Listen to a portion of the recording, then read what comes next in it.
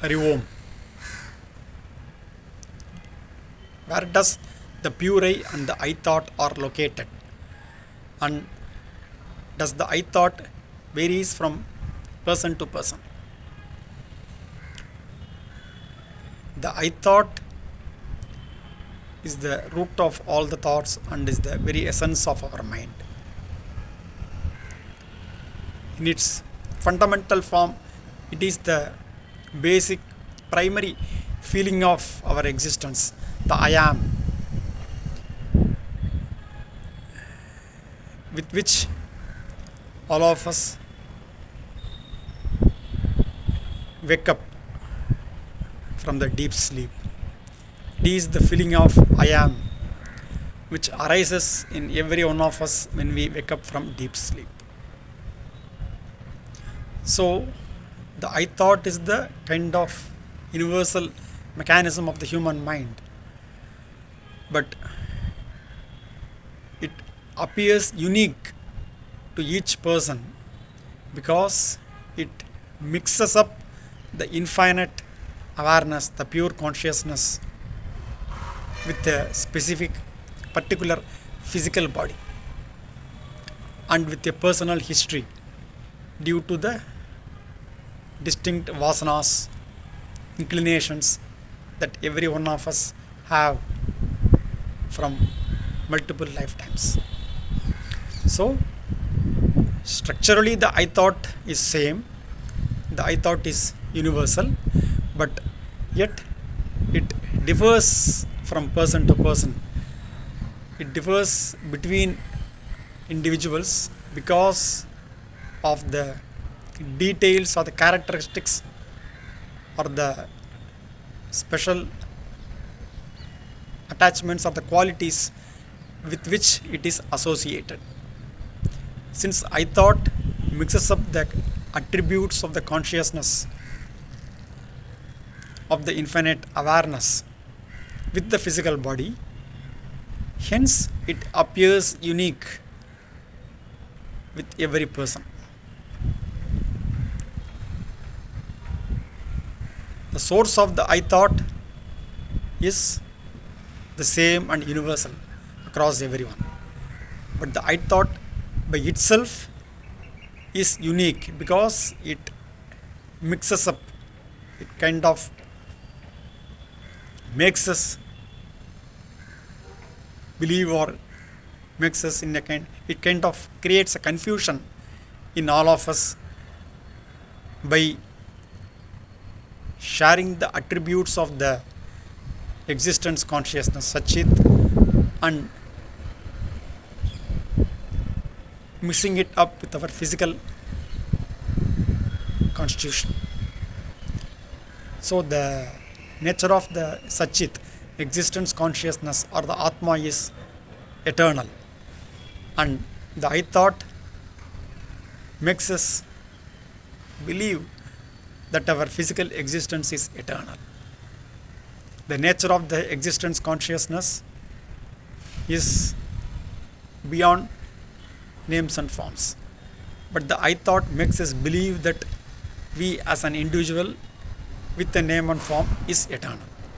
So that way it kind of projects the qualities of the pure awareness onto the physical constitution, physical body, which is the erroneous thing. Hence, the very nature of the I thought is to hold on to forms and to remain in confusion, which is what we all experience when we are being ruled over by the I thought or the ego. Each of us may have a distinct feeling of what exactly we are. Like, I am a doctor, I am an engineer, I am happy, I am sad, I have so much of suffering, I like this, I like that, I hate this. So all these forms of I am this or I am that kind of attitudes or the thinkings or the kind of feeling we may have about oneself is actually the exhibition of the ego, the I thought. So the I thought by itself is always unique across individuals, though its source remains the same. Now, where does the pure I or the I thought located?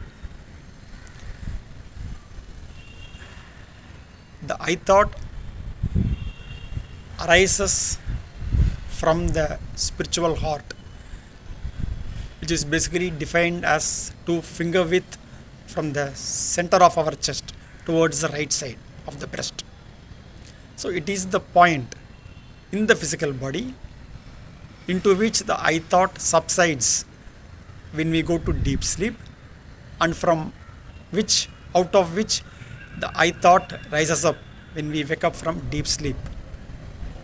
So the source or the point of subsidence of the I thought is basically the spiritual heart, which is being referred as Hridayam. So it is kind of the heart on the right side, which is basically 2 finger width from the center of our chest towards the right side. Now this we are referring as the point in the physical body from which or to which the I thought subsides, or from which it rises up. So during the waking state, to the extent our mind goes out towards the worldly objects, to that extent we are being governed by the ego or the I thought. Now, as far as the pure I is concerned, with reference to the physical body, it is again the same location, the spiritual heart, Hridaya, from which the pure consciousness rises up with the physical body, whereby the physical body becomes active and it starts engaging in the worldly activities. And again, when we go to deep sleep, we don't have the consciousness of the body or the mind. The physical consciousness is not there while we are in deep sleep, wherein we remain in the state of I am, the pure I. Though unconscious of the physical and mental faculties. But this is only with reference to the physical body. But the internal actual reference of the pure I, the I am or the Aham, is basically the pure awareness, Satchit, which is actually the source of the pure I. So the heart, spiritual heart, actually means the center of consciousness. So the actual center of consciousness is basically the I am, the pure I. So the pure I or the I am or the Aham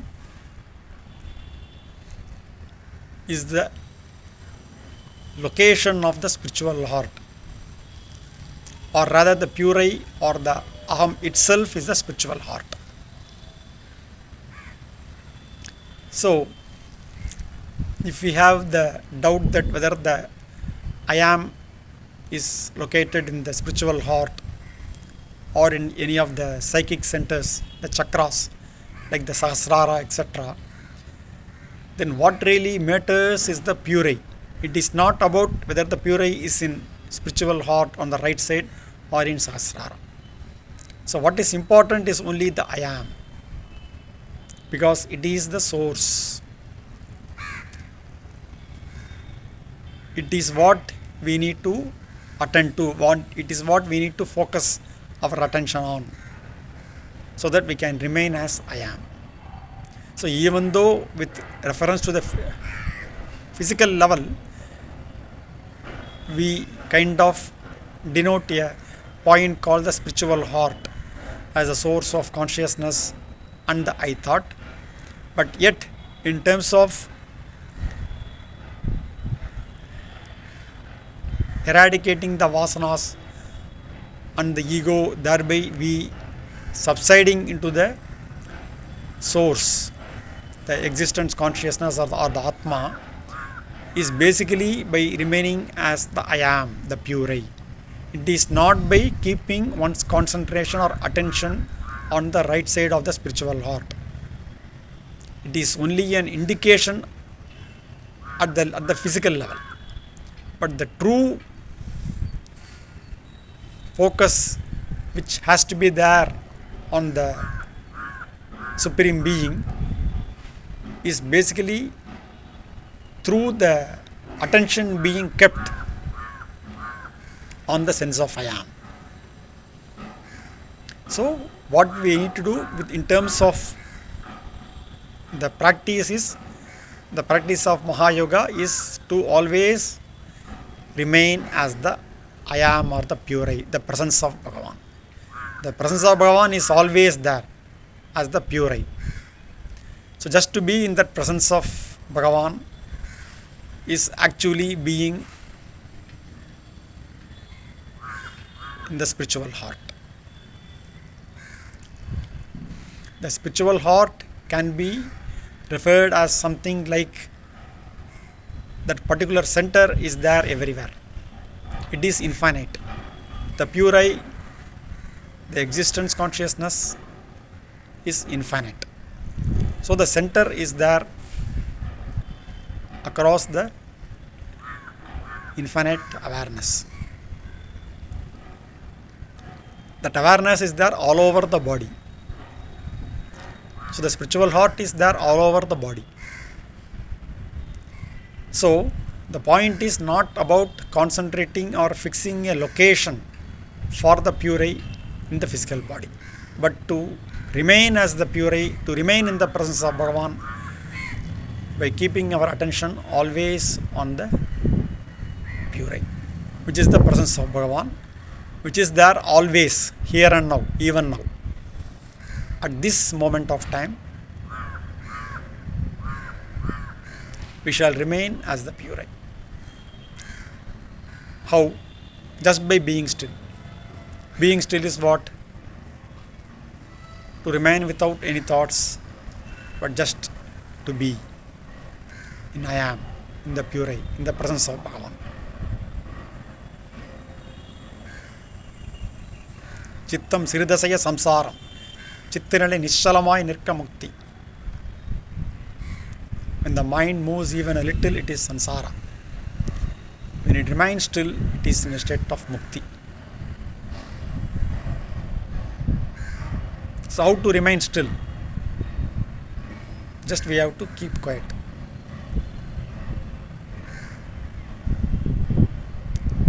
Let the mind be in peace. Let there be no worries, no anxieties. When we thus remain quiet, we are in the presence of Bhagavan. We are in the pure I. With practice, in due course of time, one will be able to experience that feeling of pure I, the feeling of I am, which we normally experience when we wake up early in the morning, say between 3:30 a.m. to around 6 a.m. In this period of time, one naturally have this feeling of I am, if we can wake up. So this gives us a kind of a glimpse of the feeling of I am, whereby we can recognize the final truth. And whenever we wake up from deep sleep, for a few seconds, if we can be watchful, we naturally have this feeling of pure I, the presence of Bhagavan. Even when we take a short nap during the daytime, whenever we wake up, we have this feeling of pure I, the presence of Bhagavan, the I am. When we go to deep sleep, if we can be conscious, watchful, just before we enter deep sleep, there will be a short interval of time wherein we can experience this pure I, the presence of Bhagavan. Likewise, when we wake up from sleep, say in the morning time, just before the point of waking up, there is a brief interval of time wherein we can experience the pure eye, the presence of Bhagavan. Only we need to be watchful, vigilant. We all kind of go through this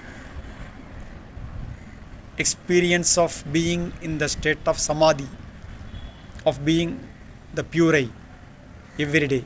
But due to lack of attention, we don't actually experience them with consciousness, being conscious. So those experiences pass off while we are unconscious of them. This is the problem. So all these short intervals of samadhi or being in the state of pure eye gives us the glimpse of that final truth, whereby we can recognize the final truth very easily. So with due practice, one naturally recognizes the presence of Bhagavan, being in the state of pure eye. So what is really important here is to be in peace, be quiet, so that we naturally be in the presence of Bhagavan. As long as our mind doesn't wander towards the worldly objects. Aham nama abhavat. He thus named as I. Aham iti spurati. It shines as I. So the Supreme Being named itself as the I am. So what we do in terms of the practice of Mahayoga is to keep our attention on the I,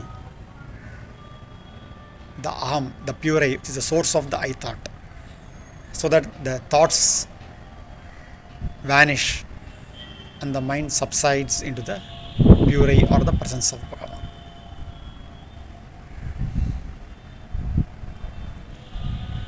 So it is all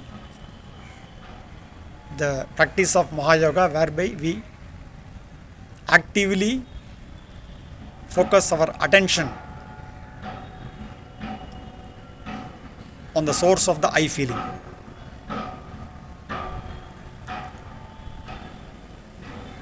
When we thus remain in that state of feeling of I or the pure I, thoughts naturally subsides and our minds sinks into the source, which is the pure awareness, the presence of Bhagavan, the pure I. The I thought, when it is associated with the worldly objects, it becomes the ego. The same I thought, with the practice of Mahayoga, as and when any thoughts arise, we shift our attention towards the source of the thought, whatever thought it may be. The moment a thought arises, when we just watch the thought without reacting to them, when we just remain as witness to the thought without reacting, then naturally our focus or the attention will also be on the source where from that particular thought has risen up. When our attention is this towards the source of the particular mental moment, and as we are not joining with the particular thought, then what happens is that our attention is towards the source, which is the I thought. So when the I thought is focusing on itself, when our attention is on the I thought itself, whereby it is not getting attached to any other thought, then the I thought itself will become the I am or the pure I. It subsides. When we have no thought, the mind or the ego subsides into the pure I.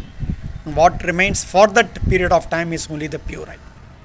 Again a next thought will arise, again the mind will rise up, the I thought will rise up, there will be interaction with the worldly objects, then we will be in the state of ego in full play.